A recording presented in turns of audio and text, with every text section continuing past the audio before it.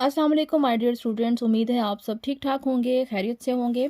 आज हम डिस्कस करेंगे about RH blood group system. इससे पहले लेक्चर में हमने बात की थी ABO ब्लड ग्रुप सिस्टम के बारे में, जो कि हमें बताता था कि हमारा ब्लड ग्रुप A होगा, B होगा, AB होगा या O होगा। आज के लेक्चर में हम ये देखेंगे कि हमें कैसे पता चलेगा कि हमारा ग्रुप पॉजिटिव है या नेगेटिव है। उसके लिए हमारे पास नॉलेज होना चाहिए RH ब्लड ग्रुप सिस्टम का। RH blood group system basically depend करता है एक ख़ास किस्म के एंटीजन के ऊपर, जिसको हम RH फैक्टर या RH एंटीजन या इसको हम D एंटीजन कहते हैं। जिन लोगों की बॉडी में या जिन लोगों की RBCs की सरफेस के ऊपर ये D एंटीजन मौजूद होता है, उनका ब्लड ग्रुप पॉजिटिव होता है, और जिन लोगों की बॉडी में ये D एंटीजन मौजूद नहीं होता, उनका ब्लड ग्रुप नेगेटिव होता है। तो बहुत आसान सा कॉन्सेप्ट है। इसको अगर हम एग्जांपल से देखना चाहें तो ये देखिएगा, ये हमारे पास रेड ब्लड सेल है, इसकी सरफेस के ऊपर A एंटीजन मौजूद है। इससे हमने आइडिया लगाया कि ब्लड ग्रुप क्या है, A। इसी की सरफेस के ऊपर हमें एक और एंटीजन नज़र आ रहा है जिसका नाम है D एंटीजन। क्योंकि इसकी बॉडी पे A एंटीजन है तो blood group A, D antigen है तो ब्लड ग्रुप क्या होगा, पॉजिटिव होगा। लिहाजा ब्लड ग्रुप हमारे पास क्या बना, A पॉजिटिव। सेकेंड एग्जाम्पल है हमारे पास, ये रेड ब्लड सेल है, इसकी सरफेस के ऊपर हमें सिर्फ A एंटीजन नज़र आ रहा है तो ब्लड ग्रुप क्या है, A। क्योंकि इसकी सरफेस के ऊपर D एंटीजन या D या RH एंटीजन या RH फैक्टर मौजूद नहीं है, लिहाजा ब्लड ग्रुप क्या होगा, नेगेटिव होगा। ये हमारे पास थर्ड RBC है किसी भी पर्सन का, उसकी सरफेस के ऊपर B एंटीजन भी है, लिहाजा ब्लड ग्रुप B है, और D एंटीजन भी है तो ब्लड ग्रुप पॉजिटिव होगा। ये एक और RBC है जिसकी सरफेस के ऊपर सिर्फ B एंटीजन है, D एंटीजन मौजूद नहीं है, तो B एंटीजन की वजह से ब्लड ग्रुप B होगा, और D एंटीजन ना होने की वजह से ब्लड ग्रुप नेगेटिव होगा, तो ब्लड ग्रुप बना B नेगेटिव। ये हमारे पास एक RBC है जिसकी सरफेस पे A एंटीजन भी है, B एंटीजन भी है, तो ब्लड ग्रुप क्या बना, AB। इसकी सरफेस के ऊपर एक D एंटीजन भी मौजूद है तो ब्लड ग्रुप बन जाएगा AB पॉजिटिव। सेकंड हमारे पास एक और एंटीजन है जिसमें हमारे पास A एंटीजन भी है और B एंटीजन भी है, तो ब्लड ग्रुप क्या बना, AB। बट इसके ऊपर क्योंकि D एंटीजन मौजूद नहीं है तो हमारे पास ब्लड ग्रुप क्या बनेगा, नेगेटिव में। सो हम कहेंगे ब्लड ग्रुप है AB नेगेटिव। ये हमारे पास एक रेड ब्लड सेल है जिसके ऊपर सिर्फ D एंटीजन है, इसके ऊपर ना A एंटीजन है ना B एंटीजन है। हमें पता है कि अगर हमारे पास A एंटीजन या B एंटीजन मौजूद ना हो तो ब्लड ग्रुप क्या होता है, O होता है। क्योंकि इसके ऊपर D एंटीजन मौजूद है तो ब्लड ग्रुप क्या होगा, पॉजिटिव होगा, तो हमारा ब्लड ग्रुप बना O पॉजिटिव। एक और RBC है जिसके ऊपर A एंटीजन भी नहीं है, B एंटीजन भी नहीं है, तो ब्लड ग्रुप क्या बनेगा, O। जिनकी बॉडी में कोई एंटीजन नहीं होता, ब्लड ग्रुप O होता है। इसकी बॉडी के ऊपर क्योंकि D एंटीजन भी मौजूद नहीं है तो ब्लड ग्रुप हमारे पास क्या बनेगा, नेगेटिव बनेगा। ठीक है, तो हमारे पास ब्लड ग्रुप बना O नेगेटिव। ठीक है जी। जिस तरह से हमने लास्ट टाइम एंटीजन की बेस पे ABO ब्लड ग्रुप सिस्टम पढ़ा था, इसी तरह से हमने एंटीजन की बेस पे RH ब्लड ग्रुप सिस्टम पढ़ा। इसके अलावा हमने लास्ट लेक्चर में ये भी पढ़ा था कि हमारी जो इनहेरिटेड प्रॉपर्टीज़ होती हैं या इनहेरिटेड करैक्टर्स होते हैं जो कि हमारी जीन्स डिफाइन करती हैं, उसके ज़रिए से भी हम ब्लड ग्रुप को निकाल सकते हैं, जिसमें हमने कहा था कि हम जीनोटाइप से ब्लड ग्रुप या फिनोटाइप निकाल सकते हैं। सेम इसी तरह से हम जीनोटाइप से भी अपना पॉजिटिव और नेगेटिव ब्लड ग्रुप निकाल सकते हैं। हमने पढ़ा था जनाब, हमारे पास जो RH ब्लड ग्रुप सिस्टम होता है इसको जीन D कंट्रोल करती है। ये दो शक्लों में रहती है, इसको I भी आप लिख सकते हैं, ठीक है, वो कोई मसला नहीं है।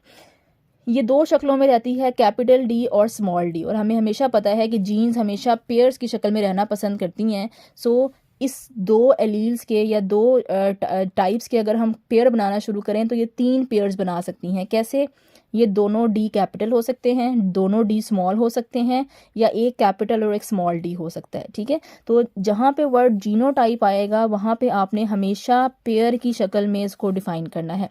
जहाँ पे वर्ड एंटीजन की बेस पर आएगा उसमें आपने उसको सिंपल सिंगल वर्ड में लिखना है। तो हमें पता है कि जो D कैपिटल है ये डोमिनेंट है और जो D स्मॉल है ये क्या है, रिसेसिव है। इस केस में क्योंकि दोनों डोमिनेंट जीन्स हैं तो ब्लड ग्रुप क्या हो जाएगा, पॉजिटिव हो जाएगा। इस केस में एक कैपिटल है एक स्मॉल है, तो जो स्मॉल वाली है वो रिसेसिव है, वो दब जाएगी। जो कैपिटल वाली है वो डोमिनेंट है, वो डोमिनेंट हो जाएगी, तो ब्लड ग्रुप क्या हो जाएगा, पॉजिटिव हो जाएगा, या फिनोटाइप क्या हो जाएगी, पॉजिटिव हो जाएगी। इस केस में अगर हम देखें तो दोनों जो हैं वो हमारे पास स्मॉल D हैं। तो इसका मतलब है दोनों रिसेसिव हैं। इसमें से ब्लड ग्रुप हमारे पास क्या होगा, नेगेटिव होगा। हमने कहा था कि अगर हमारी बॉडी के ऊपर डी एंटीजन, कैपिटल वाला डी एंटीजन मौजूद होगा तो पॉजिटिव होगा। अगर स्मॉल वाला डी एंटीजन मौजूद है या डी एंटीजन मौजूद है ही नहीं तो हमारे पास ब्लड ग्रुप क्या होगा, नेगेटिव में आएगा। अब हमने ये जो जीनोटाइप वाला कॉन्सेप्ट पढ़ा है ये हमने इसलिए पढ़ा है ताकि हम ये आइडेंटिफाई कर सकें कि पेरेंट्स जिनका ब्लड ग्रुप पॉजिटिव या नेगेटिव होता है उनके बच्चों में कितने % चांसेस होते हैं कि उनका ब्लड ग्रुप पॉजिटिव होगा या नेगेटिव होगा।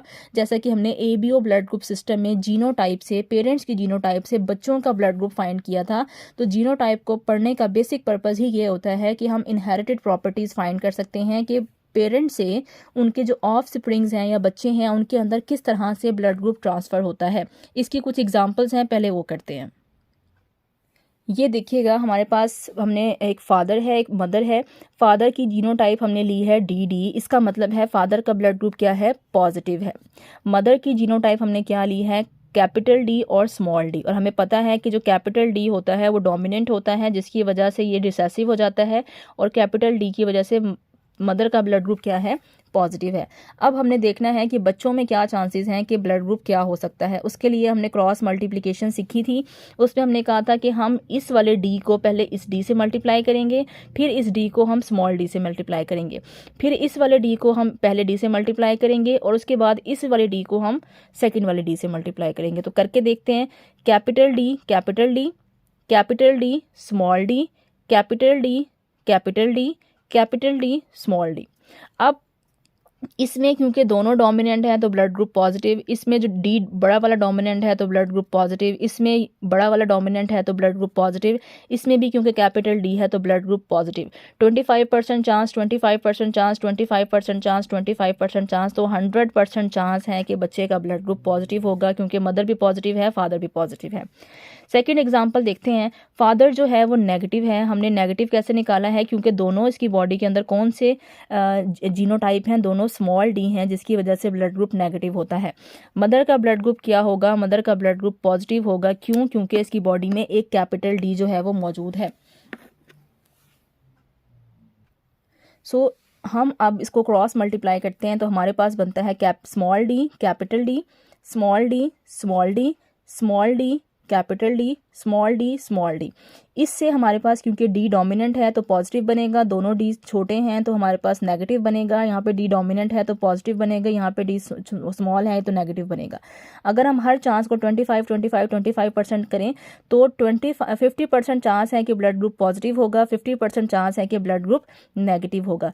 तो सेम फादर और मदर वाला ब्लड ग्रुप बच्चों में आ सकता है। जो भी इनमें से जीन या एलिलोटाइप्स या जीनोटाइप डोमिनेंट हो जाएगी, बच्चे का वही ब्लड ग्रुप बन जाता है। एक और एग्जांपल देखते हैं। इसमें अगर हम देखें तो बच्चे का फादर का ब्लड ग्रुप पॉजिटिव है क्योंकि इसके पास डी कैपिटल है। इसमें भी मदर का ब्लड ग्रुप क्या है, पॉजिटिव है क्योंकि इसके पास भी एक कैपिटल डी जो है मौजूद है।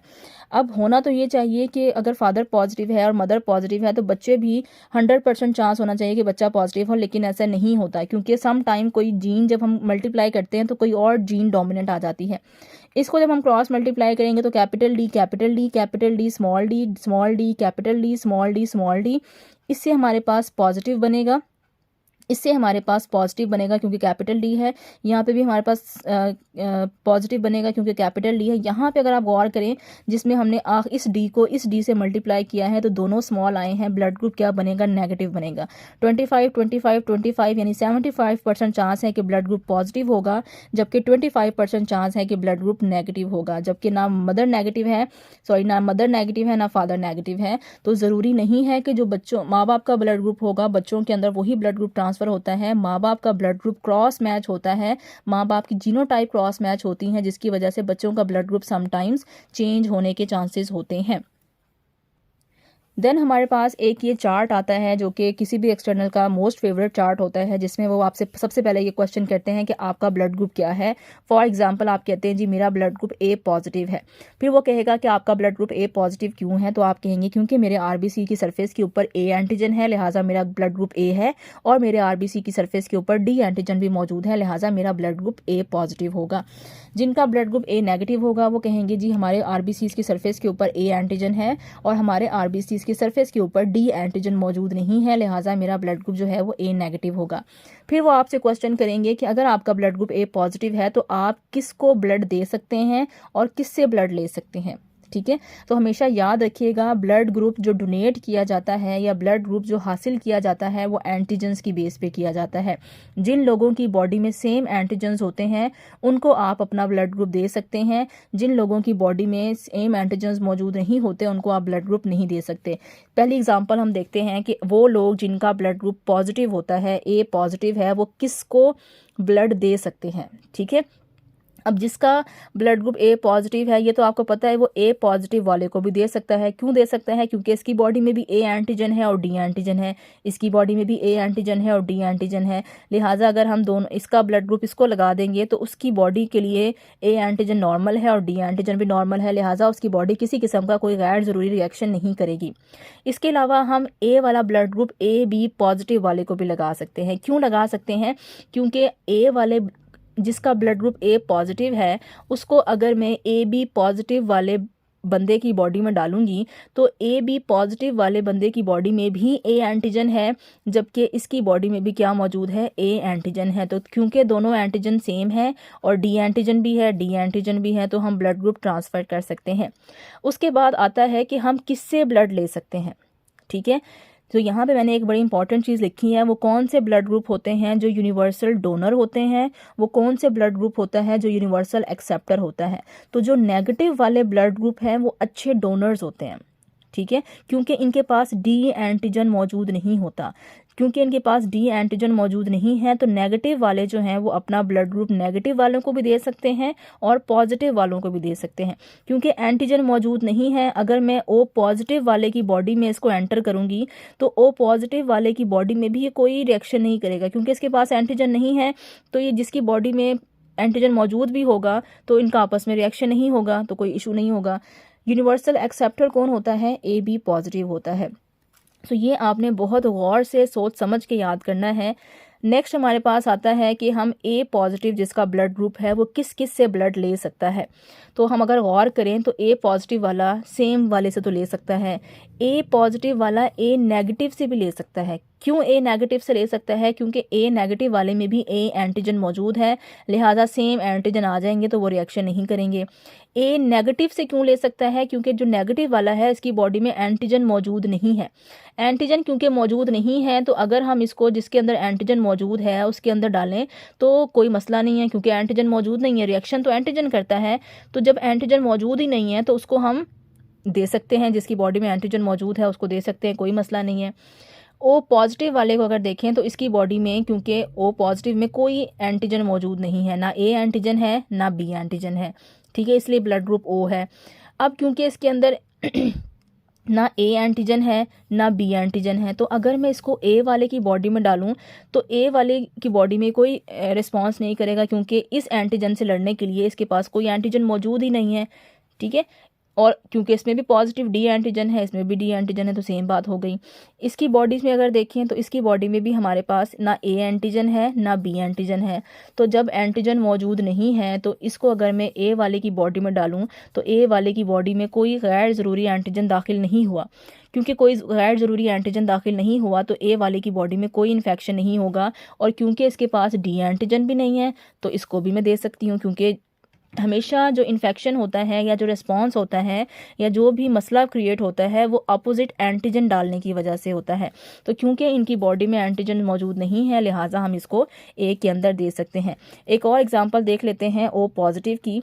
ओ पॉजिटिव को अगर हम गौर करें तो ओ पॉजिटिव वाला ओ पॉजिटिव को दे सकता है, इसके अलावा ये ए पॉजिटिव को भी दे सकता है। ए को क्यों दे सकता है? क्योंकि ओ वाले के पास कोई एंटीजन मौजूद नहीं है। जब इसके पास कोई एंटीजन मौजूद ही नहीं है तो चाहे ये ए वाले को दे, चाहे ये बी वाले को दे, चाहे ये ए बी वाले को दे, इसके पास क्योंकि एंटीजन मौजूद नहीं है तो इन लोगों की बॉडी पे वो एंटीजन रिएक्ट ही नहीं करेगा। जब रिएक्ट नहीं करेगा तो कोई मसला ही नहीं है, आप दे सकते हैं। ओ पॉजिटिव वाला ले किससे सकता है? ओ पॉजिटिव वाला ओ पॉजिटिव से तो ले सकता है, साथ साथ ओ नेगेटिव से भी ले सकता है। अब क्वेश्चन ये आता है कि ये ए पॉजिटिव से क्यों नहीं ले सकता? इसलिए नहीं ले सकता क्योंकि इसकी बॉडी में कोई एंटीजन मौजूद नहीं है, ना ए है ना बी है। अगर मैं ए पॉजिटिव वाले का ब्लड O पॉजिटिव वाले की बॉडी में डालूं तो इस O पॉजिटिव वाले की बॉडी में A एंटीजन दाखिल हो जाएगा। अब जो O पॉजिटिव वाला शख्स है उसकी बॉडी ने कभी A एंटीजन देखा ही नहीं है, तो उसकी बॉडी के लिए वो जो A एंटीजन है वो एज अ फॉरेन सब्सटेंस काम करेगा और उसकी बॉडी में रिएक्शन काज कर देगा। या मैं कह सकती हूँ कि जिसका ब्लड ग्रुप B पॉजिटिव है उसका ब्लड मैं O वाले के अंदर डालूं तो मैं नहीं डाल सकती। क्यों? क्योंकि जिसका B पॉजिटिव ब्लड ग्रुप है उसकी बॉडी के अंदर B एंटीजन मौजूद है।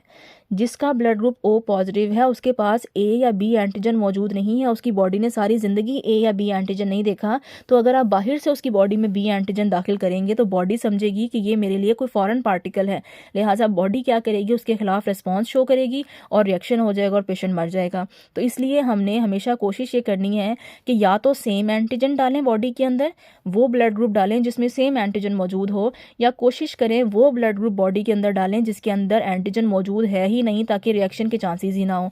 इसी तरह से बाकी जितनी भी टाइप्स हैं इसको आप इस तरह से समझ के पढ़ेंगे तो आपको आसानी से याद हो जाएगा। अगर आपको फिर भी कोई मसला हो रहा हो तो आप मुझे बताइएगा, मैं इसके ऊपर इंशाल्लाह एक अलग से लेक्चर अपलोड कर दूंगी। इससे रिलेटेड कोई भी क्वेश्चन है तो आप मुझसे पूछ सकते हैं। आई होप लेक्चर आपको पसंद आया होगा। If you like this video then please subscribe my channel. Thank you so much. Allah Hafiz.